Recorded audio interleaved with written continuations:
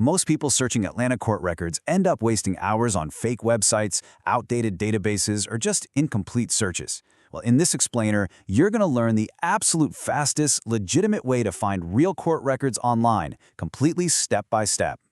Before we jump into the exact strategies, we gotta cover the legal basis. This explainer is for educational and informational purposes only and is not legal advice. Court record availability varies by jurisdiction, and some records may be restricted, sealed, or removed under Georgia law.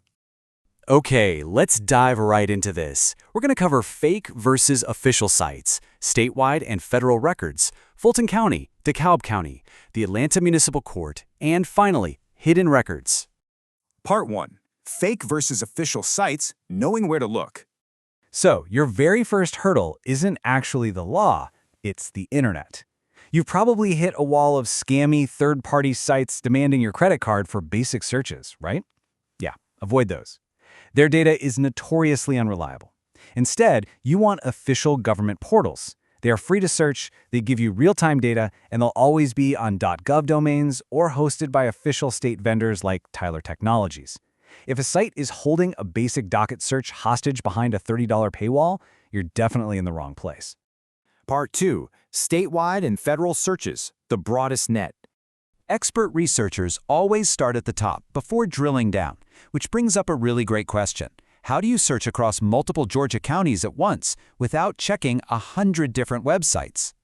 Here's the insider shortcut. You want to use a platform called ResearchGA. It's a statewide aggregator that pulls in over 18 Georgia counties, including the Atlanta metro area. And the best part? Setting up a basic account is totally free. Now, what about federal cases? If a case involves constitutional questions or federal law, it leaves the state system entirely. For those, you need PACER, the Public Access to Court Electronic Records.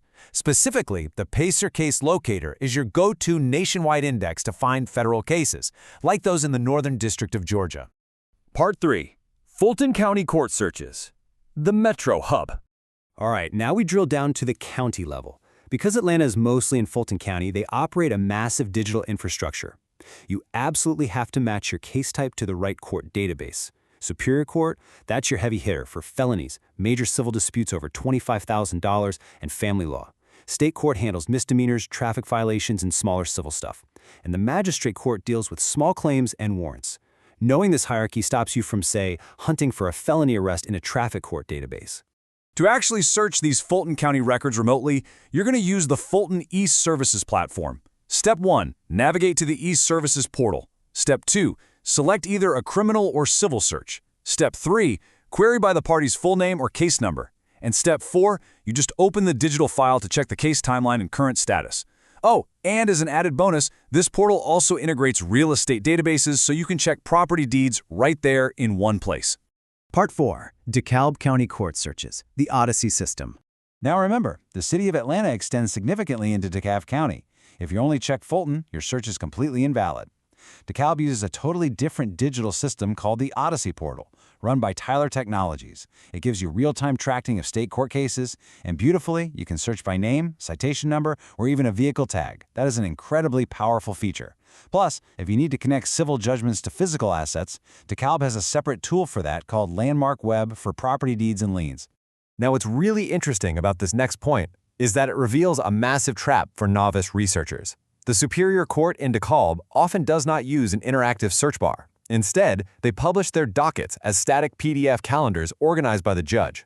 To find a case here, you literally have to open the PDF calendar and hit Ctrl+F on your keyboard to scan for the name. If you just type a name into a general search bar and hit Enter, you might assume no record exists, completely missing a massive Superior Court case hiding right inside that PDF. Part 5. Atlanta Municipal Court Searches, Local Traffic.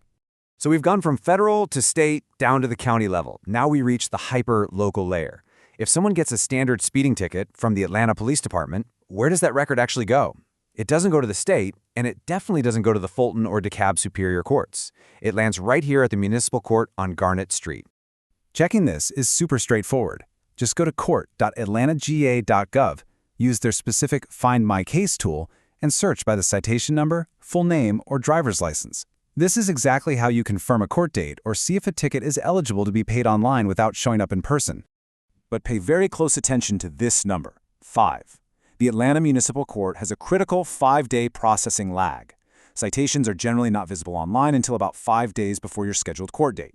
If you get a ticket on a Tuesday, go home, search for it, and see no records found, that doesn't mean it was magically dismissed. It just means it literally hasn't been manually typed into their digital system yet. Part 6. Hidden Records and Mistakes. Okay, now that we know where to search, let's talk about why you might not find what you're looking for, even if you do everything right.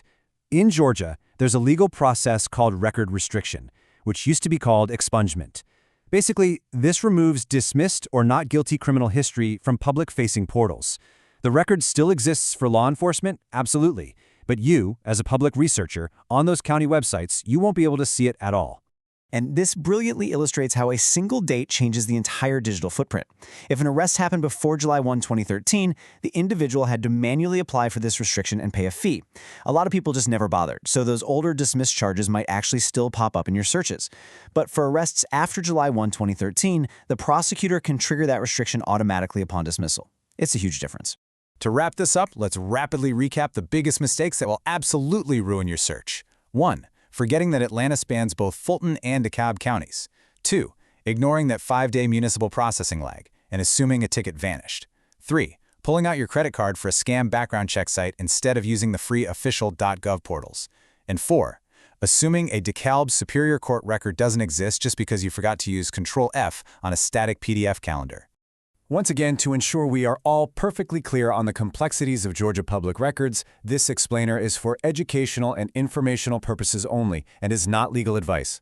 Court record availability varies by jurisdiction, and some records may be restricted, sealed, or removed under Georgia law.